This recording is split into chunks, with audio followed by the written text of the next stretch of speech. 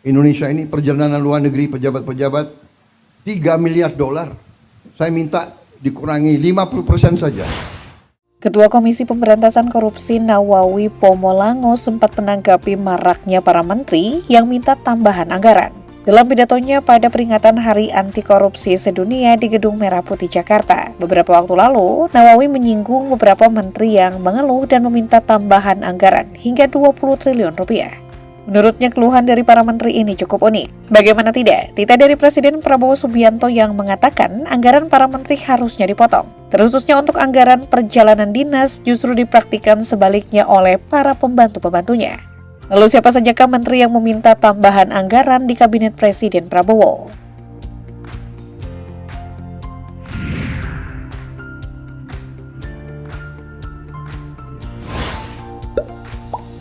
Salah satu menteri yang cukup heboh diberitakan akibat permintaan tambahan anggarannya sudah jelas Menteri Hak Asasi Manusia Natalius Pigai. Bukan tanpa alasan mengingat Menteri HAM yang dipilih oleh Presiden Prabowo tersebut meminta agar anggaran kementeriannya bisa mencapai 20 triliun rupiah. 8 triliun 300 untuk mencapai 20 triliun. Natalius berdalih dengan anggaran sebesar 64 triliun rupiah yang telah ditetapkan. Kementeriannya tidak akan bisa menjalankan program-program kerja dan penambahan staf. Anggaran sebesar itu belum termasuk dengan program-program yang akan dilakukan oleh Pigai. Nah, program kerja yang akan dicanangkan Natalius adalah membumikan hak asasi manusia seantero Nusantara. Dan dengan program besar itu, ia berencana membentuk 83.000 kelompok dan 1.007 tim yang akan mengkoordinasikan kelompok itu. Jadi jika setiap kelompok mendapat dana sebesar 100 juta rupiah, program ini membutuhkan anggaran setidaknya 8,3 triliun rupiah. Itu baru satu program, karena Natalius menyebutkan bahwa dirinya akan menjalankan hingga 200 program di kementeriannya. Selain Natalius, Zulkifli Hasan yang lebih dikenal dengan nama Zulhas pun masuk dalam daftar panjang menteri yang minta tambah anggaran. Sosok pemangku jabatan Menteri Koordinator Bidang Pangan tersebut meminta penambahan anggaran yang sebelumnya hanya 40 miliar rupiah menjadi 505 miliar rupiah. Kami memerlukan kira-kira 550, jadi kurang 500. Zulhas menegaskan bahwa kebutuhan anggaran yang mencapai ratusan miliar disebabkan oleh beberapa faktor. Yang pertama, Kementerian Koordinator Bidang Pangan membutuhkan kantor baru. Yang seperti yang kita ketahui, Kementerian Koordinator Bidang Pangan pun menjadi salah satu kementerian terbaru yang dibentuk oleh Prabowo. Sehingga kementerian ini masih berbagi kantor dengan kementerian lain. Yang kedua, dengan permintaan anggaran sebesar itu, Zulhas berencana untuk mengalokasikan untuk belanja pegawai baru. Namun masyarakat tentunya khawatir jika penambahan anggaran nyatanya hanya untuk kepentingan perut pribadi. Apalagi seperti yang telah beredar bahwa kasus impor gula oleh ex-Menteri Perdagangan Tom Lembong pun sempat menyenggol Zulhas. Menteri Koordinator Bidang Perekonomian Indonesia yakni Airlangga Hartarto pun turut menjadi salah satu menteri yang meminta penambahan anggaran. Permintaan ini disampaikan langsung oleh Airlangga pada saat menghadiri rapat kerja dengan Badan Anggaran DPR RI di Jakarta. Dalam pertemuan tersebut, Menko Perekonomian tersebut menuturkan bahwa dirinya membutuhkan tambahan anggaran sebesar 64,2 miliar rupiah. Penambahan anggaran tersebut direncanakan akan digunakan untuk operasional pegawai pada pagu tahun anggaran 2025. Belum mencakup kebutuhan penerimaan aparatur sipil negara.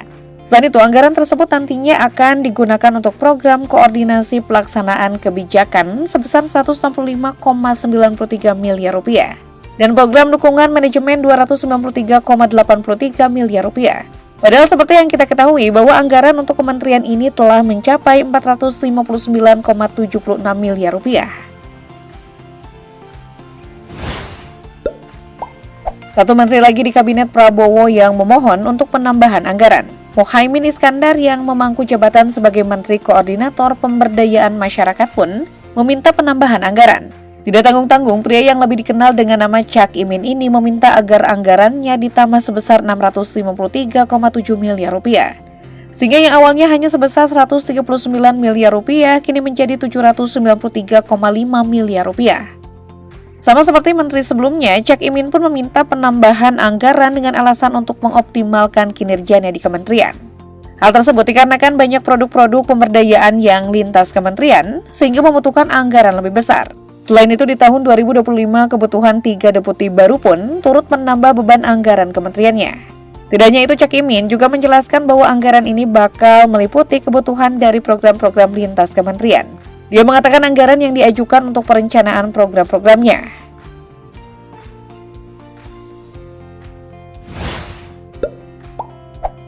Menteri Pertanian Amran Sulaiman pun turut membuat publik hingga sejumlah anggota Komisi 4 DPR RI terkejut. Bagaimana tidak, baru beberapa lama Amran menjabat, dirinya telah meminta penambahan anggaran untuk tahun 2025 hingga sebesar 68,9 triliun rupiah. Dan yang paling disoroti adalah permintaan penambahan anggaran untuk mencetak sawah seluas 1 juta hektar. Pasalnya pencetakan sawah seluas 1 juta hektar tersebut dikalkulasikan membutuhkan dana sebesar 26,9 triliun rupiah. Itu karena Mentan tersebut berniat untuk menuntaskan mencetak sawah jutaan hektar agar beras yang ditargetkan hingga 55 juta ton di tahun 2025 dapat terpenuhi.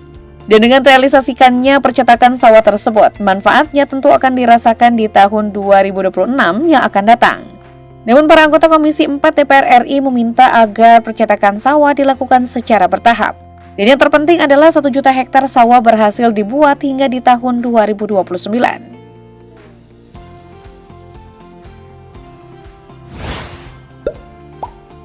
Menteri Koordinator Politik, Hukum, dan Keamanan Budi Gunawan pun turut serta untuk mengajukan penambahan anggaran pada saat rapat kerja dengan Badan Anggaran DPR beberapa waktu lalu. Dalam raket tersebut, Budi meminta penambahan anggaran sebesar 3 triliun rupiah untuk mengoptimalkan kerjanya di kementeriannya. Budi memberikan salah satu contoh yang memerlukan anggaran cukup besar di kementeriannya, yakni tidak ada ruang comment center yang terkoneksi dengan kementerian dan lembaga untuk memonitor segala permasalahan secara langsung. Sementara penanganan isu Polkam dalam menjaga stabilitas politik dan keamanan nasional sangat membutuhkan kecepatan di dalam koordinasi, sinergi, dan eksekusi di lapangan. Maka dari itu Budi menganggap penambahan anggaran ini masih sangat realistis. Kendati demikian, masyarakat tentunya cukup meragukan sosok dari Budi Gunawan ini. Bukan tanpa alasan, mengingat Budi seringkali ditetapkan sebagai tersangka oleh Komisi Pemberantasan Korupsi alias KPK. Salah satunya ketika Budi dituding melakukan kasus dugaan suap dan penerimaan hadiah. Tidak hanya itu, Budi pun pernah ditetapkan sebagai tersangka atas kepemilikan rekening gendut pada Selasa 13 Januari 2015. Budi Gunawan saat itu merupakan calon tunggal untuk posisi Kepala Polri. Namun karena status tersangkanya, Presiden Jokowi menunda pelantikan Budi hingga proses hukum selesai.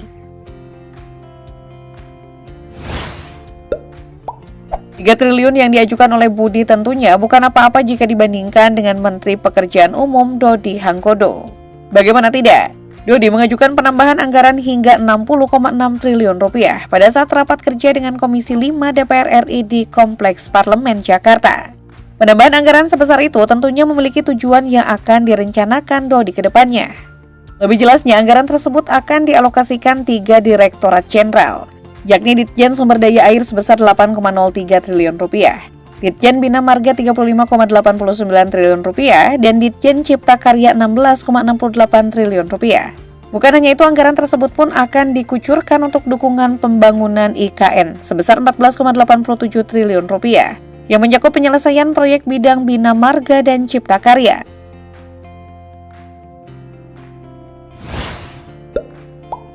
Dan yang terakhir ada Basuki Hadimuljono yang merupakan Kepala Otorita Ibu Kota Nusantara. Berbagai media membeberkan bahwa Basuki mengajukan penambahan anggaran untuk pembangunan IKN sebesar 8,1 triliun rupiah sebagai tambahan anggaran yang sudah ditetapkan dalam APBN 2025 sebesar 6,3 triliun rupiah. Sehingga dana untuk calon ibu kota itu menjadi 14,4 triliun rupiah. Tambahan anggaran disebutkan oleh Basuki untuk mulai melaksanakan pembangunan infrastruktur yudikatif dan legislatif, seperti diperintahkan Presiden Prabowo Subianto, yang berharap bisa pindah ke sana pada 17 Agustus 2028. Tentu permintaan ini akan menjadi daftar panjang Menteri Prabowo yang meminta penambahan anggaran. Sungguh mengherankan melihat Basuki digeser oleh seorang pengusaha.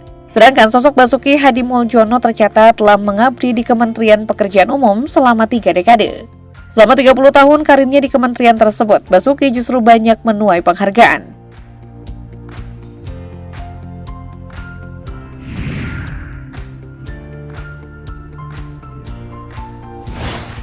Kendati demikian, permintaan penambahan anggaran oleh para menteri termasuk Kepala Otorita IKN tentunya sangat kontradiktif dengan harapan Presiden Prabowo. Padahal seperti yang kita ketahui bahwa Presiden Prabowo berencana untuk menekan anggaran menteri-menterinya terkhususnya untuk perjalanan dinas.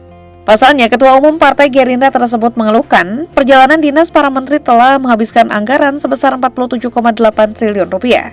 Jadi akankah pengajuan anggaran tersebut dikabulkan?